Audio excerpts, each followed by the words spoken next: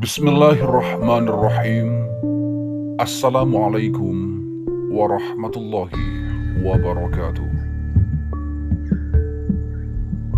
Islam menyebar di Pulau Jawa, tidak terlepas dari peran Wali Songo atau Wali Sembilan.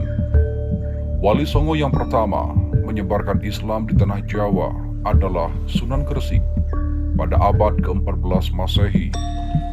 Sunan Gresik memiliki nama asli Syekh Maulana Malik Ibrahim.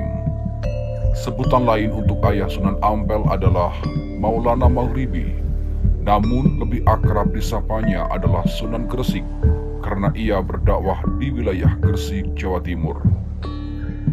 Sunan Gresik berdakwah untuk masyarakat di sekitar pelabuhan yang mayoritas memeluk agama Hindu dan Buddha.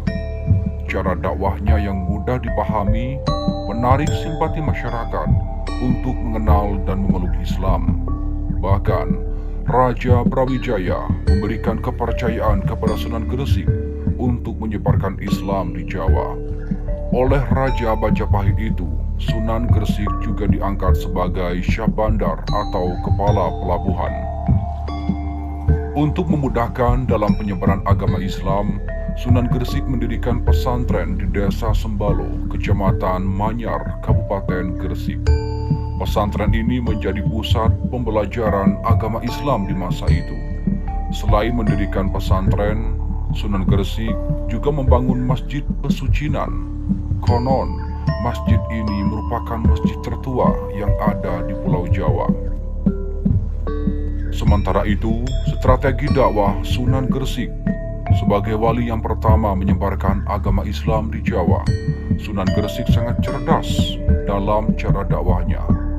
Bapak Sunan Ampel ini sukses menarik simpati masyarakat Jawa untuk belajar Islam. Banyak yang awalnya beragama Hindu dan Buddha, kemudian mengucapkan 2 kalimat syahadat. Kesuksesan cara dakwah Sunan Gresik dapat dilihat dari jumlah pemeluk agama Islam yang terus bertambah. Selain dikenal sebagai seorang wali yang menyebarkan Islam, kakek Sunan Bonang dan Sunan Derajat ini juga menjadi seorang tabib. Ia banyak mengobati masyarakat, terutama dari kalangan menengah ke bawah secara gratis. Sunan Gresik memanfaatkan kemampuan mengobati orang itu sebagai strategi berdakwah. Nilai-nilai yang mencerminkan Islam ia terapkan dalam praktik pengobatan ini. Dalam pengobatannya, Sunan Gresik tak membeda-bedakan golongan masyarakat. Golongan masyarakat kelas atas, tengah, maupun bawah di mata Sunan Gresik adalah sama. Inilah yang disukai oleh masyarakat. Keahlian mengobati orang yang sakit juga terdengar hingga telinga sang Raja Majapahit. Akhirnya, Sunan Gresik diundang untuk mengobati istri raja yang sedang sakit. Bukan hanya mengobati orang yang sakit, Sunan Gresik juga gemar berdagang dan bertani. Ia mengajarkan masyarakat Jawa bagaimana cara berdagang yang baik dan benar. Kemudian, bagaimana cara bertani dan bercocok tanam yang bisa mendapatkan hasil panen maksimal. Tentu saja, Sunan Gresik memberikan ilmu tersebut secara gratis. Dengan menerapkan nilai-nilai keislaman dalam kehidupan pribadinya, banyak masyarakat yang tertarik dengan Islam.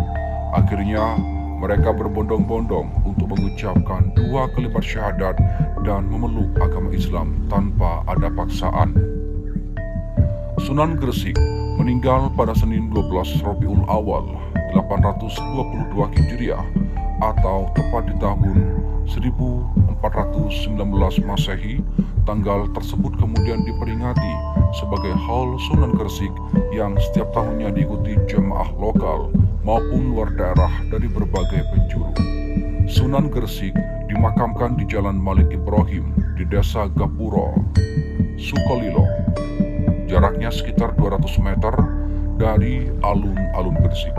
Akses ke makam Sunan Gresik mudah dijangkau dengan transportasi umum. Makam Sunan Gresik sering diziarahi dan menjadi salah satu destinasi wisata religi di Gresik. Makam Sunan Gresik yang bangunannya punya ciri khas ini dikelilingi oleh pemakaman keluarga dan umum, termasuk salah satunya adalah makam Bupati Gresik pertama, yaitu Raden Pusponegoro. Terima kasih, semoga bermanfaat. Wassalamualaikum warahmatullahi wabarakatuh.